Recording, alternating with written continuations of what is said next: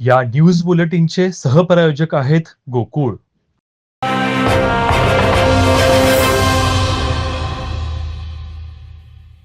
कोल्हापुरातील शुक्रवार पेठ येथील शंकराचार्य करवीर पीठामध्ये 7 ते 12 मे पर्यंत होणाऱ्या जयंती उत्सवात विविध कार्यक्रमामध्ये ईश्वर घनपाटी शर्मा, राघवेंद्र देशपांडे, प्रसाद निगुडकर आणि प्रकाश गवंडी आदींचा गौरव करण्यात येणार आहे. श्रीमद जगद्गुरू आद्य शंकराचार्य 2533व्या जयंती उत्सवानिमित्त पीठामध्ये आठवडाभर विविध कार्यक्रमाचं आयोजन केलं आहे, अशी माहिती करवीर पीठाचे शंकराचार्य विद्यानृसिंह भारती स्वामी आणि पत्रकार परिषदेत दिली. जयंती उत्सवामध्ये जन्मकाळ, कीर्तन, रामायण, हवन, भाव, भक्तिगीते अशा विविध कार्यक्रमांचं आयोजन करण्यात आलंय. याशिवाय देवतांना अभिषेक, गीताभाष्य, दशोपनिषद वाचन याचं आयोजन केलं आहे. स्वामीजी म्हणाले, पीठातर्फे पुरस्कार वितरण 11 मे रोजी होणार आहे.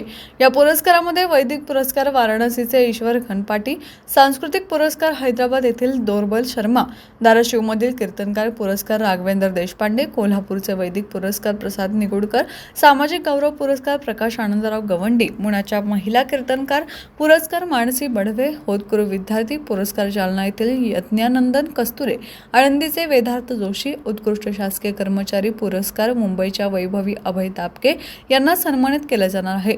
पीठामध्ये सकाळी भिडे मार्गदर्शन करतील. 12 मे रोजी पीठाची पालखी करवीर निवासी अंबाबाईच्या भेटीला जाईल. शहराच्या प्रमुख मार्गावरून जाऊन ती पुन्हा पीठात येईल.